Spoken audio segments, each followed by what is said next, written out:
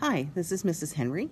Today we're going to talk about Hardy-Weinberg equilibrium and how we use that in population genetics to determine if evolution is happening.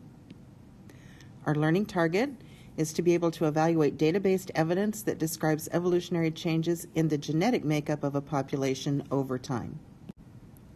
We use the Hardy-Weinberg principle to determine if evolution is happening, and we do that by calculating allele frequencies and then looking for changes over a long period of time. The Hardy-Weinberg principle states allele frequencies in a population will remain constant in the absence of evolutionary changes. When we use Hardy-Weinberg, we make some basic assumptions. First of all, we assume that no mutations are occurring, that random mating is occurring, that we have a very large population size, no selection is happening, and there's no immigration or emigration. So we're going to work with this population of bears to start out with. We have a homozygous dominant brown bear. We have a heterozygous dominant brown bear. And we have a homozygous recessive gray bear. So here's our population of bears. 75% are brown, 25% are gray, but that doesn't tell us the frequency of the alleles. That just tells us the frequency of the phenotypes, and we're really after the genotypes and how many alleles we see. So we're going to start with the first equation that says P plus Q equals 1, where P is the percent of dominant alleles and Q is the percent of recessive alleles. We can't get that just by knowing the percent of the phenotypes, so we have to add a second equation. Since we can't know the number of alleles or the frequency of the alleles by using the P plus Q equation and by looking at this picture, we have to use the expanded equation. And the expanded equation shows us percent in the population of each of these phenotypes. So P squared is the percent of homozygous dominant that we see, 2PQ is the percent of heterozygous dominant, and Q squared is the homozygous recessive. We can't see inside these brown bears and tell what their genotype is, but we do know that these little gray bears are homozygous recessive. So let's use that. So 25% of these bears, or 1 out of 4, are gray. So that makes our homozygous recessive number 25%, but we don't want to state it as 25%. We want to change it into a decimal, so that's 0.25. That means Q squared equals 0.25. How do we find Q? Pretty easy. The square root of Q squared would be Q. So the square root of 0.25 is equal to 0.5, and that equals Q. So now we know what Q is. If we go back to our equation that says P plus Q equals 1, and we know what Q is, because it's 0.5, then we know that P has to also equal 0.5. Now we know what Q is, and we know what P is, and so all we have to do is substitute those into this equation. So I want P squared to begin with, so P squared is going to be 0.5 squared plus 2. P is 0.5, Q is 0.5, plus Q squared, and we're going to get 0.25, and this is also going to be 0.25, right, because it's the same thing. And 2 times 0.25 is going to be 0.5. So all of those add up to 1. So that means 25% of our population is going to be heterozygous. Nope. So now let's put that into our formula.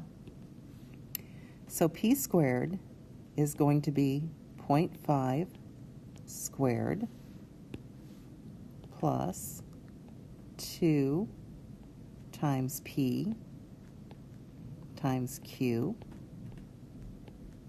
plus q squared, which is this.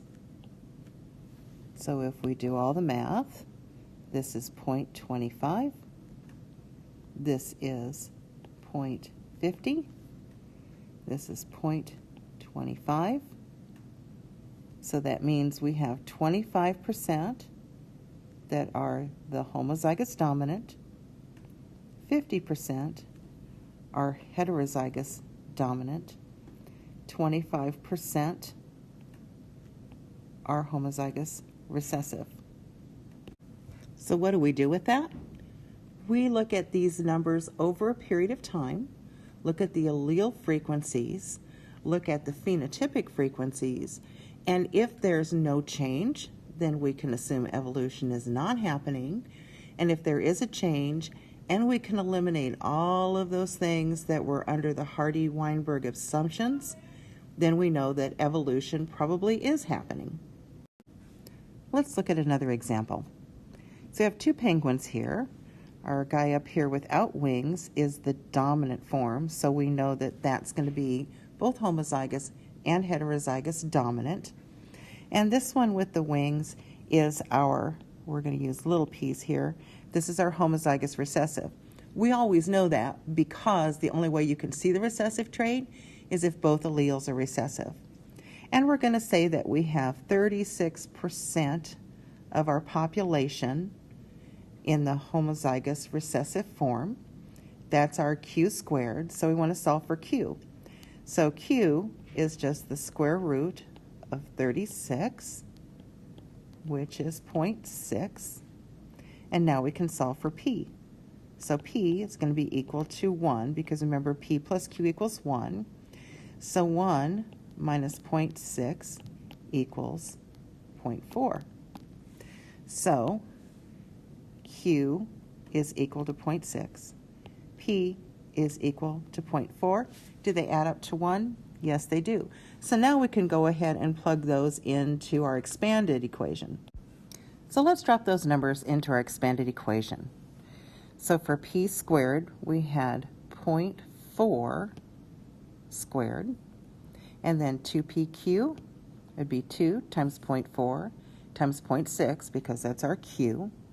And then for q squared, we had 0.6 squared. So if we do the math, we have 16% that are homozygous dominant, 48% that are heterozygous dominant, and there's our 36% that are homozygous recessive. So let's do one more, and you might want to pause and try this before you see my answers, just to make sure that you have it. So we're going to start with these bunnies. We have pink as the dominant and tan as the recessive, and let's say we have 16% of these homozygous recessive tan bunnies. So that's an easy one, because we know that this is q squared. Therefore, q is going to be the square root of 0.16, which happens to be 0.40. So we can plug that into our equation. P plus q equals 1. What plus 0.4 is going to give us 0? P is going to be 0.6. So see, you can just do that part in your head. And then we want to plug it into our expanded formula. Okay, so here we go. P squared is going to be 0.6 squared. 2pq is going to be 2 times 0.6 times 0.4, and then q squared, we already know what q squared is, right? It's 0.16, but we'll just do this just to make sure that we're following our equation.